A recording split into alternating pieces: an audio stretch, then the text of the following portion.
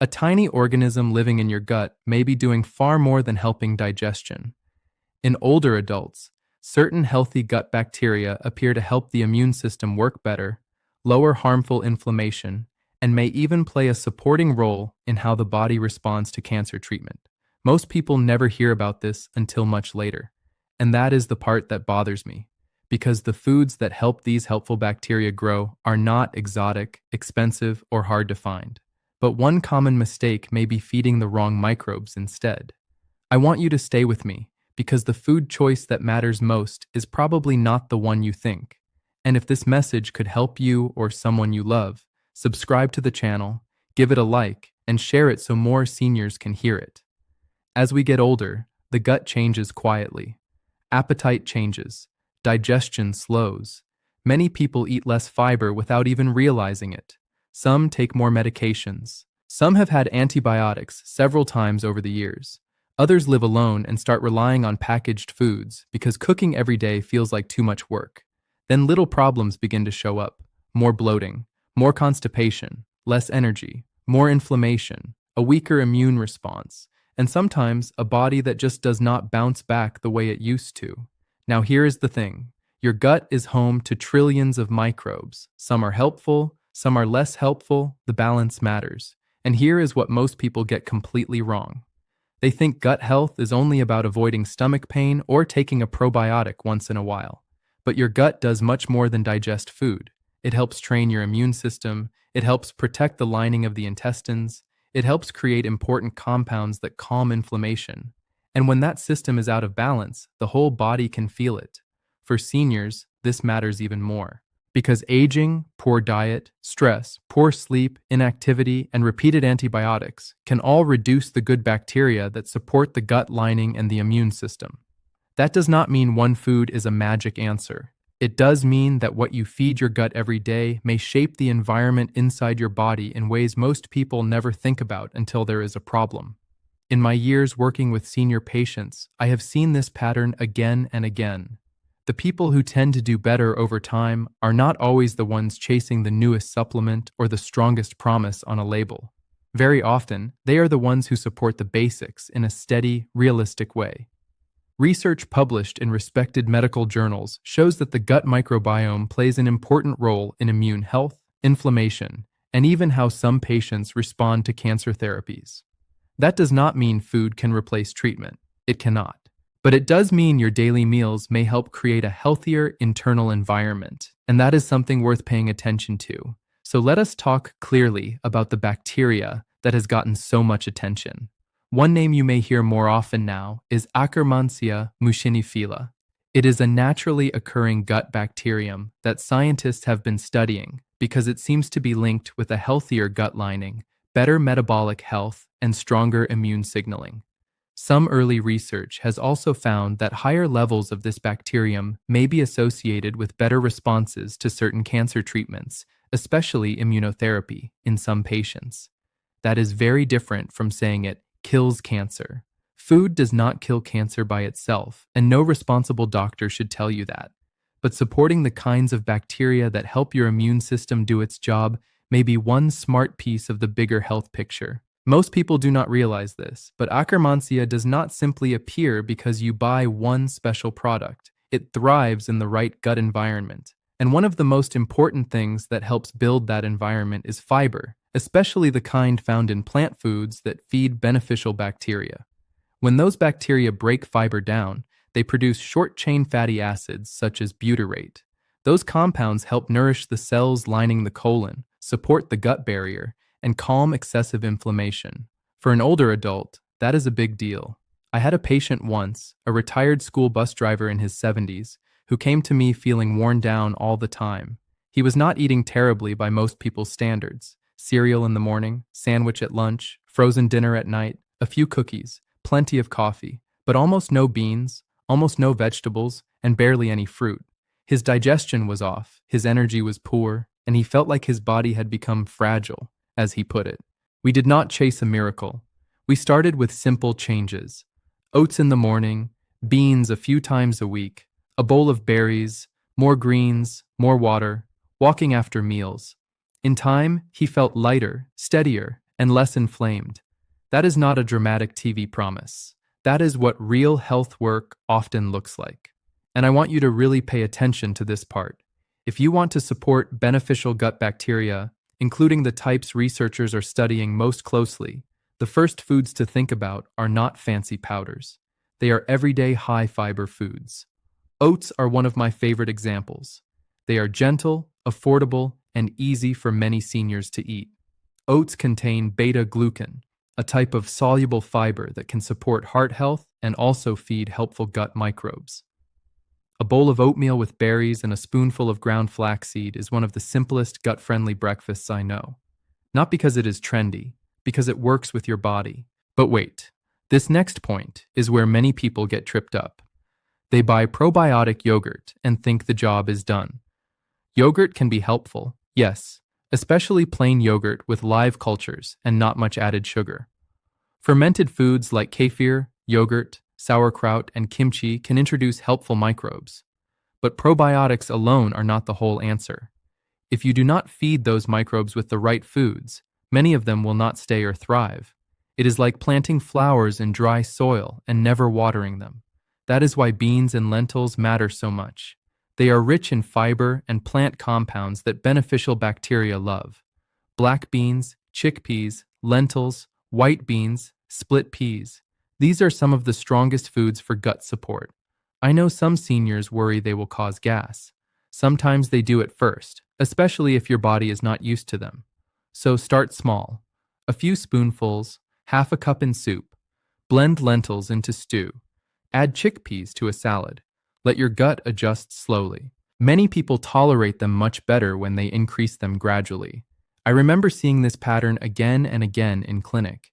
The people who added beans slowly and consistently often ended up feeling better than the people who jumped into a huge, healthy eating plan all at once and gave up 3 days later. Small steps count. In fact, for older adults, small steps often work best. Now let us talk about berries. Blueberries, strawberries, raspberries, blackberries. These are powerful foods for the gut because they bring both fiber and polyphenols. Polyphenols are natural plant compounds that beneficial bacteria can use, and in return, your microbes help transform them into compounds your body can use more effectively. This two-way relationship is fascinating. It is one reason plant-rich diets keep showing up in research on healthy aging, and berries do not have to be fresh and expensive. Frozen berries are excellent. In many cases, they are picked at peak ripeness and frozen quickly. A half cup on oatmeal, plain yogurt, or cottage cheese can be a very practical step. But wait, point number 4 is the one that surprises most people. One of the best foods for supporting a healthier microbiome may be something many seniors overlook because it seems too ordinary: onions, garlic, leeks, and asparagus.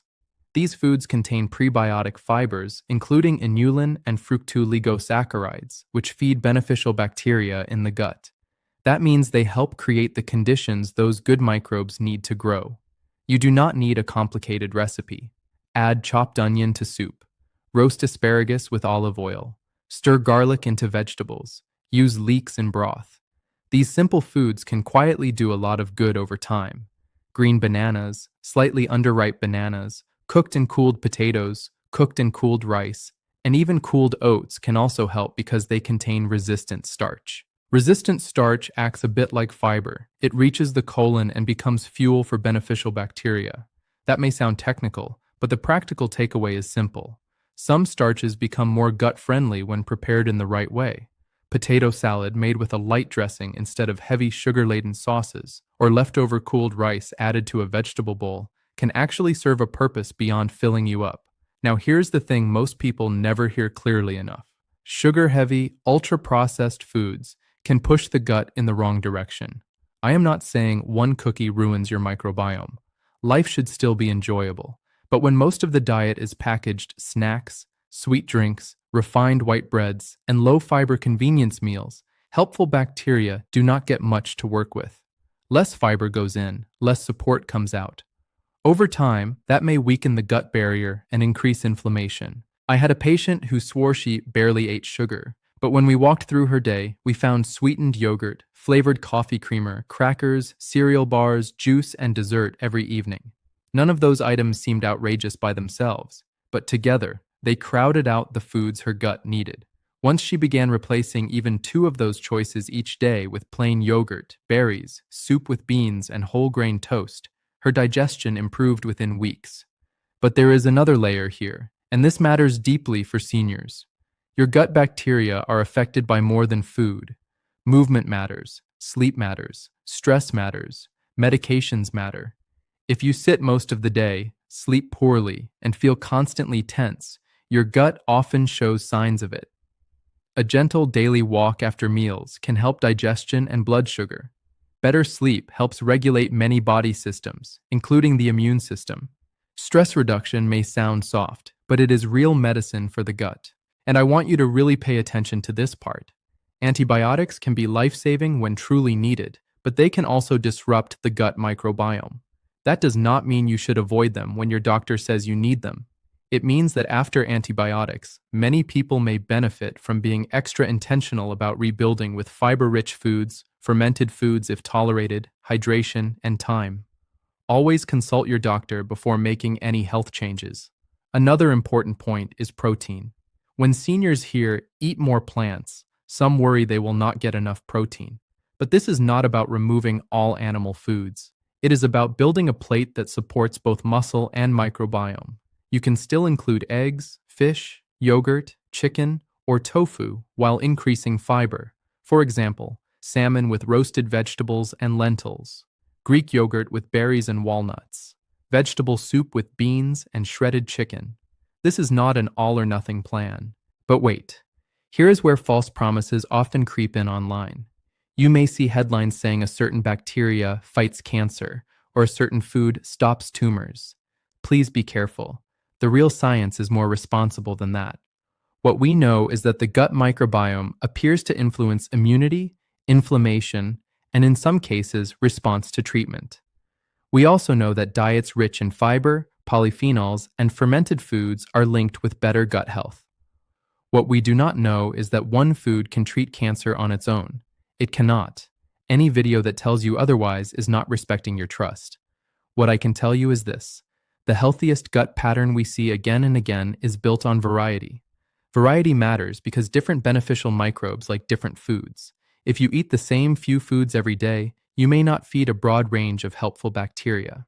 Try rotating your plant foods through the week. Oats one day, beans another, berries often, leafy greens, broccoli, cabbage, apples, pears, walnuts, flaxseed, onions, garlic, mushrooms. You do not need all of them at once. You just need more variety over time. One very practical tip I give seniors is this. Try to add before you subtract. Instead of focusing only on what to remove, start by adding one gut-friendly food to each meal. Berries at breakfast, beans or vegetables at lunch, a side salad or cooked greens at dinner, a piece of fruit or plain yogurt for a snack. When you add better foods consistently, the less helpful foods often begin to crowd themselves out naturally. I had a widower in his 80s tell me, "Doctor, I do better when the plan is simple enough to remember without a notebook." That was wisdom. So here is a simple version you can remember. Feed the good bugs daily. Fiber, fermented foods, and plant variety. That is the core. If your stomach is sensitive, go slowly. Cook vegetables well. Vegetables. Start with soft oats, soups, lentils, yogurt, bananas, and applesauce if raw foods bother you. Drink enough water. Chew slowly, and give your body time to adapt. A healthier gut is often built gently, not aggressively. So what would a day of eating look like? Maybe oatmeal with berries and flax in the morning, a bowl of lentil soup and whole grain toast at lunch, plain yogurt with cinnamon in the afternoon, baked salmon, asparagus, and a small serving of cooled potatoes at dinner. That is not a diet trend. That is a pattern that supports the microbes that support you. Let me leave you with the most honest message I can give. Your gut is not separate from the rest of your health. It is part of the conversation every day. The bacteria in your gut may influence inflammation, immunity, digestion, and resilience. Some, like Akkermansia muciniphila, are getting serious research attention because they may help support a healthier internal environment and may even play a role in how some people respond to cancer treatment. But the way you support that environment is not through hype. It is through food, routine, movement, sleep, and medical care that work together. So let us bring this home. If you remember only a few things, remember these. First, your gut bacteria matter more than most people realize, especially as you get older. Second, no food kills cancer on its own, but a healthy gut may support better immune function and a healthier body overall. Third, the foods that help beneficial bacteria grow are often simple: oats, beans, lentils, berries, onions, garlic, asparagus, apples, nuts, seeds, and fermented foods like plain yogurt or kefir.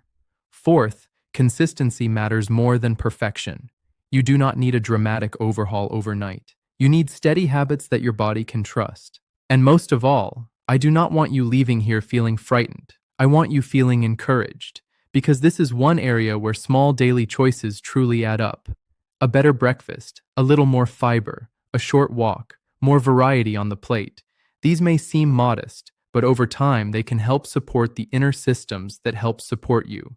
Always consult your doctor before making any health changes, especially if you have cancer, digestive disease, diabetes, kidney problems, or you are on a special diet.